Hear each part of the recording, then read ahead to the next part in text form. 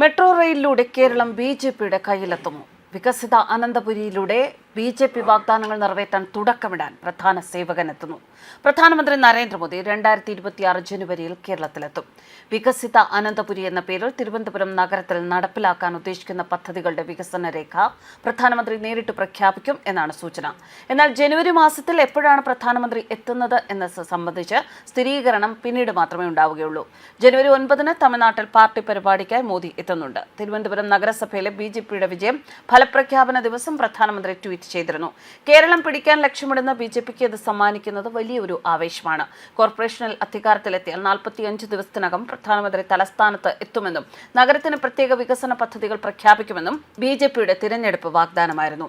Thiruvananthapuram metro rail പദ്ധതി, Olympics വേദി എന്നിവയും ബിജെപിയുടെ പ്രധാന വാഗ്ദാനങ്ങളാണ്. ഇതിൽ മെട്രോ പദ്ധതി കേരള സർക്കാരിന്റെ മേൽനോട്ടത്തിലുള്ളതാണ് എങ്കിലും കേന്ദ്ര സർക്കാരിന്റെ അനുമതി എന്ന നിർണായക കടമ്പ കടക്കണം. അതുകൊണ്ട് തന്നെ ബിജെപിക്ക് കേരളത്തിൽ ആദ്യമായി ഭരണം ലഭിച്ച തലസ്ഥാന നഗരത്തിൽ മെട്രോ പദ്ധതിക്ക് അനുമതി നൽകുന്നതുമായി ബന്ധപ്പെട്ട പദ്ധതി പ്രഖ്യാപിച്ചാൽ അത് പാർട്ടിക്ക് വലിയ സ്വീകാര്യത ഉണ്ടാക്കും എന്ന് നേതൃത്വത്തിന് അറിയാം.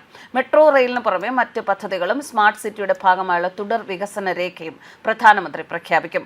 തിരുവനന്തപുരം നഗരസഭയിലെ ബിജെപി കൗൺസിലർമാരുമായി പ്രധാനമന്ത്രി പ്രത്യേകം കൂടിക്കാഴ്ച നടത്തും എന്നാണ് ലഭിക്കുന്ന വിവരങ്ങൾ. ജനുവരി 9 മോദി തമിഴ്നാട്ടിലും എത്തും. പുതുക്കോട്ടയിൽ തമിഴ്നാട് ബിജെപി അധ്യക്ഷൻ നയനാർ നാഗേന്ദ്രന്റെ സംസ്ഥാന പര്യടന സമാപന സമ്മേളനത്തിൽ മോദി പങ്കെടുക്കും.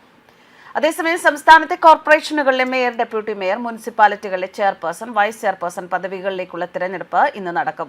രാവിലെ 10 മണിയോടെ മേയർ, ചെയർപേഴ്സൺ സ്ഥാനത്തേക്കുള്ള തിരഞ്ഞെടുപ്പും ഉച്ചയ്ക്ക് 2 മണിക്ക് ശേഷം ഡെപ്യൂട്ടി മേയർ, വൈസ് ചെയർപേഴ്സൺ സ്ഥാനത്തേക്കുള്ള തിരഞ്ഞെടുപ്പും നടക്കും. പഞ്ചായത്തുകളിൽ അധ്യക്ഷ തിരഞ്ഞെടുപ്പ് നാളെയാണ്. സത്യപ്രതിജ്ഞ ചെയ്ത് അംഗമായിട്ടില്ലാത്തവർക്ക് വോട്ടവകാശം ഉണ്ടാവില്ല. കണ്ണൂർ, കൊച്ചി, തൃശൂർ, കൊല്ലം കോർപ്പറേഷനുകളിൽ UDF മേയർ വരും. തിരുവനന്തപുരത്ത് ഇത് ആദ്യമായി അധികാരം പിടിച്ച ബിജെപിക്കാണ് മേയർ പദവി. കോഴിക്കോട് മാത്രമാണ് LDFന് മേയർ ഉണ്ടാവുക. വോട്ടവകാശമുള്ള അംഗങ്ങളുടെ പകുതിയാണ് ക്വാറം തികയാൻ വേണ്ടത്. സ്ഥാനാർത്ഥിയെ ഒരംഗം നാമനിർദ്ദേശം ചെയ്യുകയും ഒരാൾ പിന്താങ്ങുകയും വേണം. സംവരണം ചെയ്ത സ്ഥാനങ്ങളിലേക്ക് മത്സരിക്കുന്നവരെ ആരും നാമനിർദ്ദേശം ചെയ്യുകയോ പിന്താങ്ങുകയോ ചെയ്യേണ്ടതില്ല. സ്ഥാനാർത്ഥികൾ 2-ലേറെ ഉണ്ട് എങ്കിൽ അതിൽ ഒരാൾക്ക് മറ്റെല്ലാ സ്ഥാനാർത്ഥികൾക്കും കൂടി ആകെ ലഭിച്ചതിനേക്കാൾ കൂടുതൽ വോട്ട് കിട്ടിയാൽ വിജയിയായി പ്രഖ്യാപിക്കും. ഇല്ലെങ്കിൽ കുറഞ്ഞ വോട്ട് നേടുന്നവരെ ഒഴിവാക്കി വീണ്ടും വോട്ടെടുപ്പ് നടത്തും. അതേസമയം തലസ്ഥാനത്ത് ചരിത്രത്തിൽ ആദ്യമായി ഭരണത്തിലേറുന്ന ബിജെപി കേവല ഭൂരിപക്ഷം ഉറപ്പിച്ചു. കണ്ണമൂലവാർഡിൽ നിന്ന് വിജയിച്ച സ്വതന്ത്ര സ്ഥാനാർത്ഥി പാറ്റൂർ രാധാകൃഷ്ണൻ പിന്തുണ പ്രഖ്യാപിച്ചതോടെ ബിജെപിയുടെ അംഗസംഖ്യ 51 ആയി. രാധാകൃഷ്ണൻ മേയർ, ഡെപ്യൂട്ടി മേയർ തിരഞ്ഞെടുപ്പിൽ ബിജെപി പിന്തുണയ്ക്കും എന്ന് പ്രഖ്യാപിച്ചതോടെയാണ് പാർട്ടിക്ക് കേവല ഭൂരിപക്ഷം ഉറപ്പായത്.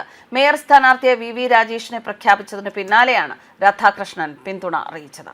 ന്യൂസ് ഡെസ്ക് കർമ്മ ന്യൂസ്.